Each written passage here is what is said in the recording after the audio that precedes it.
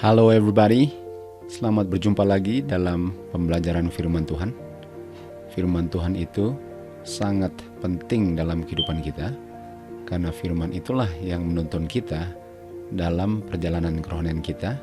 Langkah-langkah yang kita tempuh dalam setiap aspek kehidupan kita itu perlulah dituntun oleh firman Tuhan, karena firman Tuhanlah yang akan menuntun kita kembali ke Taman Eden dari dunia yang penuh dengan dosa ini. Judul pelajaran The Times and the Laws ini saya ambilnya dari Daniel 7 ayat 25. Di sini kita bisa lihat bahwa dia berpikir untuk merubah times dengan laws. Jadi kita akan belajar siapa dia nanti, tapi sekarang saya hanya mau fokus tentang times dengan laws. Apa itu times yang dia pikir untuk rubah, dan apa itu laws atau hukum yang dia pikir untuk rubah.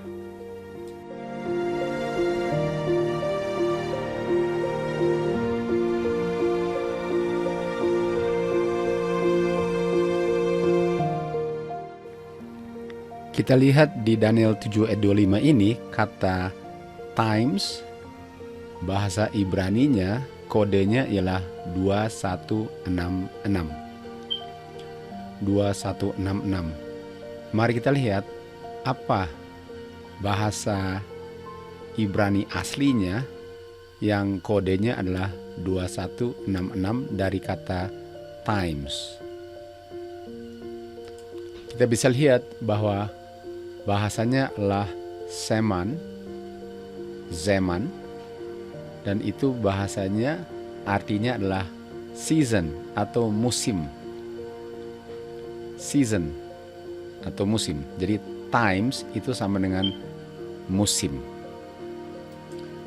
Di buku Kejadian 1 ayat 14 kita lihat di sini bahwa Tuhan menciptakan benda penerang bumi di langit, dan benda penerang bumi ini akan menjadi tanda dan untuk menentukan seasons. Ini kata seasons tadi, untuk menentukan musim dan menentukan hari dan menentukan tahun. Kita tahu benda penerang bumi itu, kalau kita lihat di ayat 16, yang satu untuk siang hari dan yang satu untuk malam hari, yaitu matahari dan bulan, dan dia menciptakan bintang-bintang juga. Jadi season sama dengan times. Mari kita lihat season ini bahasa Ibraninya apa. Kita lihat season atau musim ini bahasa Ibraninya kodenya H4150 atau H4150.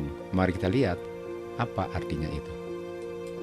Kita lihat di sini bahwa H4150 adalah yang kita mengerti sebagai time atau season.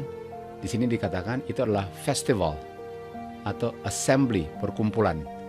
Dan dibilang juga di sini itu adalah season dan feast dan waktu yang ditetapkan. Pertemuan kudus yang ditetapkan waktunya, di mana umat Tuhan mengadakan perayaan festival, mereka berkumpul dan itu namanya feast. Ini adalah season. Artinya boleh dikatakan bahwa dia berpikir untuk merubah feast, waktu yang ditetapkan Tuhan mau dirubah.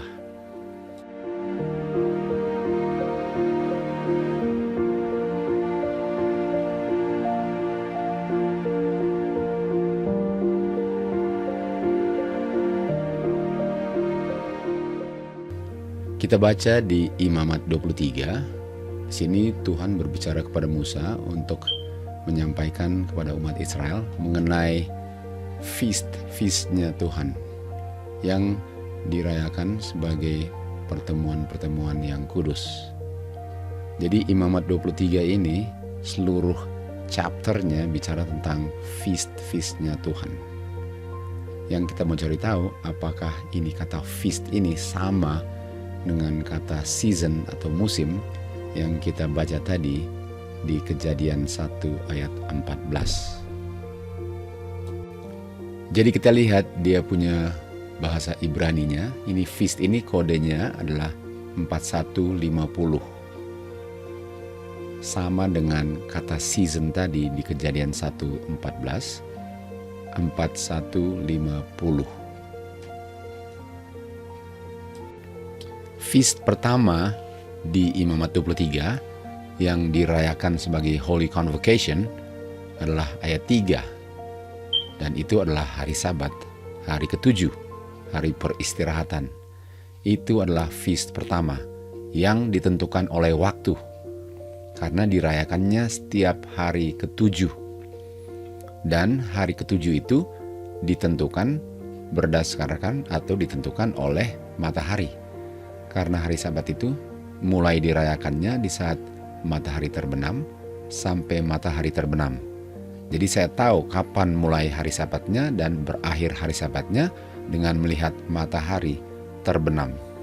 Jadi mataharilah yang menentukan kapan mulai hari Sabatnya, yang adalah setiap hari ke-7. Waktunya adalah hari ke-7 yang ditentukan oleh matahari. Feast-feast berikutnya mulai dengan ayat 4 dirayakan sebagai Holy Convocation atau pertemuan-pertemuan yang kudus yang akan diadakan atau dirayakan pada musim-musimnya. Ini kata musim tadi yang artinya sama dengan feast atau waktu, assembly, dengan dia punya festival. Jadi ditentukan kapan dirayakannya di ayat 5 dikatakan di sini bahwa hari ke-14 bulan pertama itu adalah the Lord's Passover atau Paskah bahasa Indonesianya. Jadi kalau hari Sabat tadi ditentukan harinya pada hari ke-7, kalau feast-feast berikutnya pada harinya pada bulan-bulan tertentu. Sebagaimana the Lord's Passover itu adalah bulan pertama.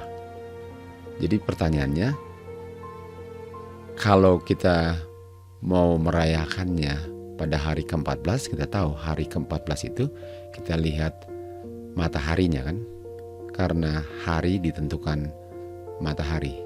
Tetapi dari mana saya tahu ini bulan pertamanya?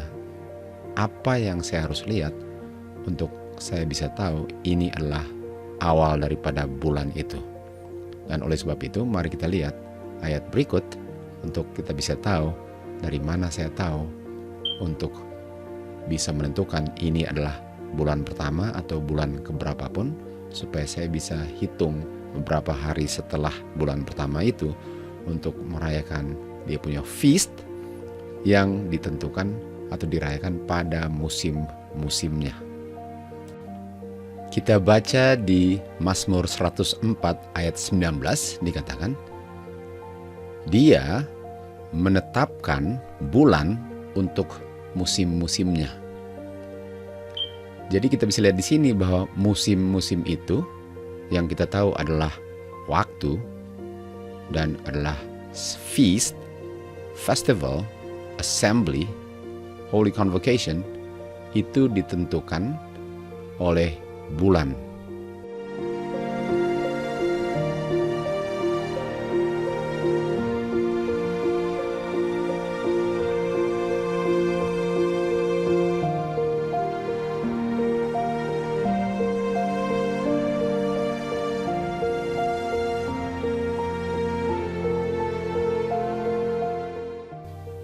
Dari Roma, ada lagi tambahan kemurtatan selain kemurtatan penyembahan matahari. Orang-orang Kristen yang pada umumnya orang-orang Yahudi, mereka masih merayakan Passover dengan memperingati kematian Kristus. Dan hal ini tetap juga dilakukan oleh orang-orang kafir yang telah menerima Kristus juga. Hari raya Passover ini dirayakan pada bulan pertama, hari ke-14, sesuai dengan perintah Tuhan yang diberikan oleh Musa kepada umat Israel yang kita baca di Imamat 23. Roma mengadopsi hari matahari sebagai hari perayaan Passover ini. Sementara perayaan Passover ini setiap tahun jatuhnya pada hari-hari yang berbeda, kita tahu bahwa enggak selalu pada hari Jumat dan tahun berganti tahun harinya berbeda. Namun Roma merayakan Passover ini selalu pada hari Minggu. Dan hari Minggu yang terdekat dengan hari ke-14 bulan pertama dari perhitungan tahun Yahudi. Jadi Roma selalu setiap tahun merayakannya pada hari Minggu. Dan mereka sesuaikan itu dengan hari Minggu yang terdekat dengan hari Passover yang sebenarnya, yaitu hari ke-14 bulan pertama. Dan jika hari ke-14 bulan pertama ini jatuhnya pada hari Minggu, untuk Roma ini, Roma tidak akan merayakannya pada hari Minggu itu, tetapi pada hari Minggu berikutnya. Jadi Roma tidak pernah mau sama dengan hari perayaan yang Tuhan sudah tetapkan pada waktunya. Mereka selalu pilih hari Minggunya, dan seandainya orang-orang Kristen ini merayakannya pada hari Minggu karena hari ke-14 bulan pertama itu jatuhnya pada hari Minggu, apa yang akan terjadi? Mereka rubah atau mereka geser satu minggu setelah hari Minggu, hari ke-14 bulan pertama untuk merayakan Passover ini. Salah satu alasannya dari kenapa mereka melakukannya seperti ini ialah agar mereka bisa berbeda dengan orang-orang kafir dan juga agar mereka tidak sama dengan orang-orang Yahudi. Ini mereka lakukan dengan tujuan agar orang-orang kafir bisa menerima kebiasaan-kebiasaan mereka, dan juga mereka sangat membenci orang-orang Yahudi. Oleh sebab itu mereka mau membedakan diri dengan orang-orang Yahudi karena mereka sangat membenci orang Yahudi. Dan hal ini uskup-uskup Roma mengusahakan secara terbuka keinginan mereka untuk memerintah dengan kuasa yang tidak mengenal batasnya. Jadi inilah caranya di mana mereka rubah hari raya feast, dalam hal ini Passover yang kita sudah belajar. Inilah times yang dirubah oleh Roma untuk mereka bisa menunjukkan bahwa mereka ada kuasa untuk berubah, apalagi kalau ada yang mengikutinya. Easter dirayakan oleh gereja-gereja karena hari kebangkitan Kristus. Hari ini dirayakan sebagai peringatan hari di mana Kristus dibangkitkan. Sebagai peringatan akan hari ini, seperti hari ulang tahun atau hari Natal yang setiap tahun jatuhnya pada hari-hari yang berbeda. Oleh sebab itu, gereja-gereja merayakan pada hari-hari yang berbeda setiap tahun sebagai hari kebangkitan Kristus. Sementara mereka sebelumnya merayakannya pada hari Minggu. Demi kepentingan daripada hari Minggunya, mereka tidak mau merayakan selain daripada hari Minggu. Demikianlah diundang-undangkanlah bahwa perayaan ini harus selalu jatuhnya pada hari Minggu. Sehingga mereka tidak peduli bulan apa dirayakannya, apakah bulan Maret atau bulan April, yang penting dirayakannya pada hari Minggu. Jadi mereka menggunakan hari raya Easter atau kebangkitan Tuhan Yesus, tapi mereka tidak mau sesuaikan harinya karena yang lebih penting bukan hari kebangkitan Kristusnya, yang paling penting adalah hari Minggunya. Sementara kita tahu di Imamat 23 bahwa hari itu ditentukan waktu-waktunya, bukan harinya yang penting dari tahun ke tahun, tapi time appointednya, waktunya yang paling penting. Karena kebangkitan Tuhan Yesus itu adalah hari ke-16 bulan pertama setiap tahun. Harinya berganti, tetapi tanggalnya nggak pernah berubah.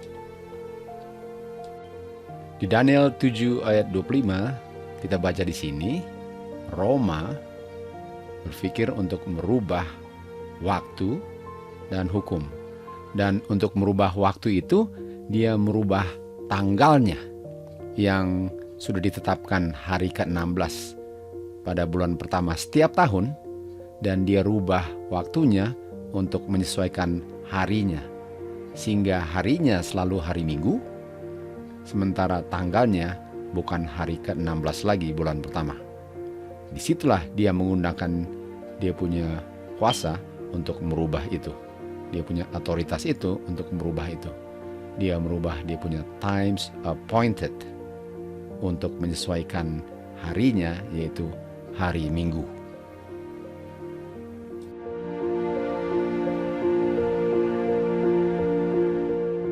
Kita lihat di sini bahwa Easter atau hari kebangkitan Tuhan Yesus dan hari Minggu sebenarnya nggak ada hubungannya. Inilah dua hal yang berbeda.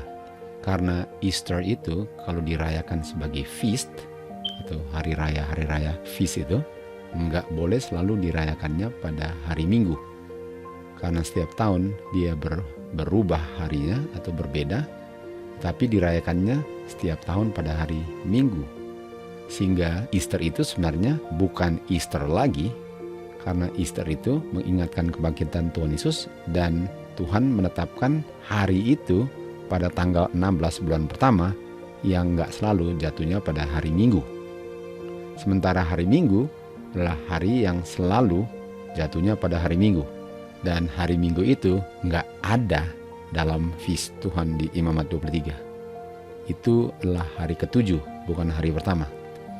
Jadi hari Minggu itu yang dibilang merayakan Easter, dan hari Minggu juga dikatakan untuk memperingat akan kebangkitan Tuhan Yesus pada hari Minggu. Sebenarnya itu nggak ada urusannya dengan hari Minggu, karena kalau memperingatkan kebangkitan Tuhan Yesus itu harusnya diingatkan pada hari-hari yang berbeda setiap tahun. Jadi untuk merayakannya selalu pada hari Minggu itu sudah nggak ada hubungannya dengan hari raya lagi atau feast yang harusnya dirayakan pada tanggal 16 bulan pertama. Jadi kita bisa lihat bahwa hari feast ini dirubah dari waktunya, timesnya, menjadi harinya, dan harinya selalu ditetapkan pada hari Minggu, karena sebenarnya hari Minggu itu untuk menunjukkan bahwa hari itulah hari yang dikuduskan sebagai hari Sabat. Jadi antara hari Sabatnya yang dibilang adalah hari Minggu itu ditiadakan dan merayakan feastnya pada hari-hari yang berbeda setiap tahun, atau hari feastnya ditiadakan dan mereka merayakan hari Minggu, tapi nggak boleh menggunakan alasan bahwa ini mengingatkan akan kebangkitan Tuhan Yesus yang dirayakannya bukan pada setiap hari Minggu.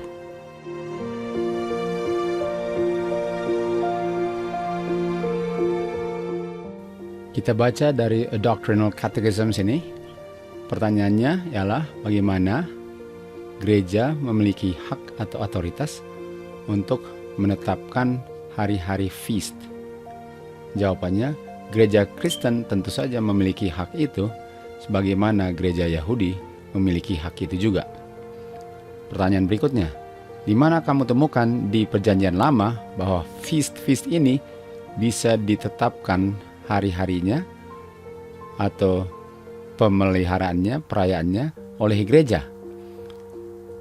Jawabannya di buku Esther chapter 9 dan di chapter terakhir daripada buku Judith. Pertanyaan berikut, apakah kamu ada cara yang lain untuk membuktikan bahwa gereja ada otoritas untuk menginstitusikan festivals of precept atau hari-hari raya ini? Jawabannya, kalau dia tidak ada kuasanya, dia tidak bisa menggantikan kekudusan hari Sabat, hari ke-7, menjadi atau dirubahkannya menjadi hari Minggu, hari pertama, di mana Alkitab tidak menunjukkan bahwa ada otoritasnya untuk menggantikannya. Tapi nampaknya gereja ada otoritas di atas kuasa Alkitab untuk merubahkan hari Sabat menjadi hari Minggu. Dan kuasa yang sama itulah adalah bukti bahwa gereja pun bisa menetapkan hari-hari feast-nya.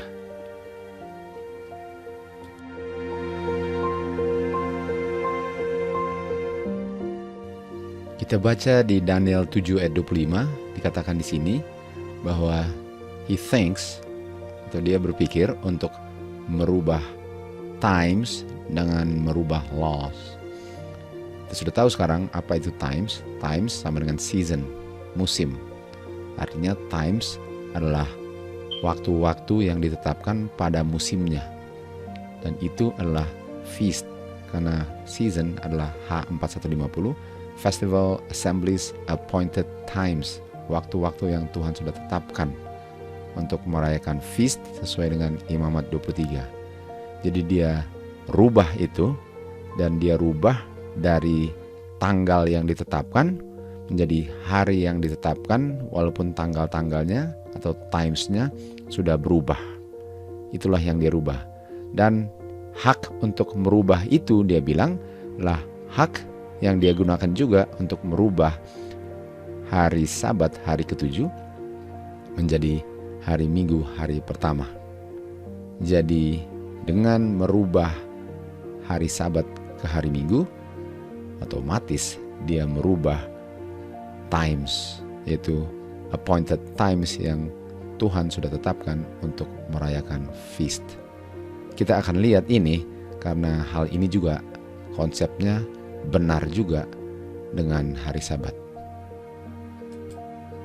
Di Imamat 23, inilah Feast of the Lord, dan dikatakan di sini inilah feastnya Tuhan yang dirayakan sebagai Holy Convocation di ayat 2, dan feast pertama adalah hari Sabat. Hari ke-7 hari Sabat itu adalah feast pertama.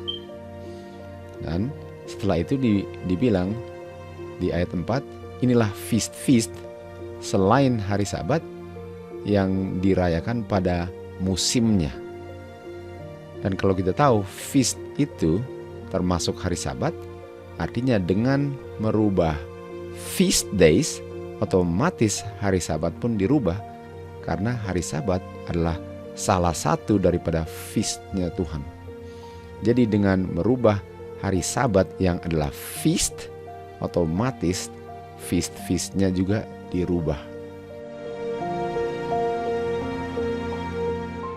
Pertanyaan, apakah gereja ada otoritas untuk membuat perubahan-perubahan dalam perintah-perintah Tuhan? Sebagai pengganti daripada hari Sabat hari ke-7 dan festivals lainnya yang sudah ditetapkan oleh hukum, gereja sudah menetapkan bahwa hari-hari Minggu dan hari-hari raya yang lain ditetapkan untuk menjadi hari penyembahan atau hari yang kudus untuk menyembah Tuhan. Dan hal ini sekarang kita wajib untuk patuhi sebagai konsekuensi dari perintah Tuhan.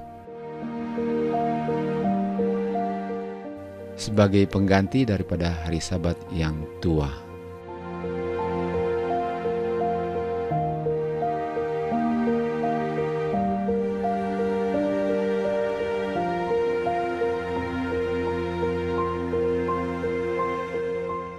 Jadi times yang dirubah yang kita baca di Daniel 7 ayat 25 ini adalah appointed times, atau waktu-waktu yang Tuhan sudah tetapkan untuk merayakan feast.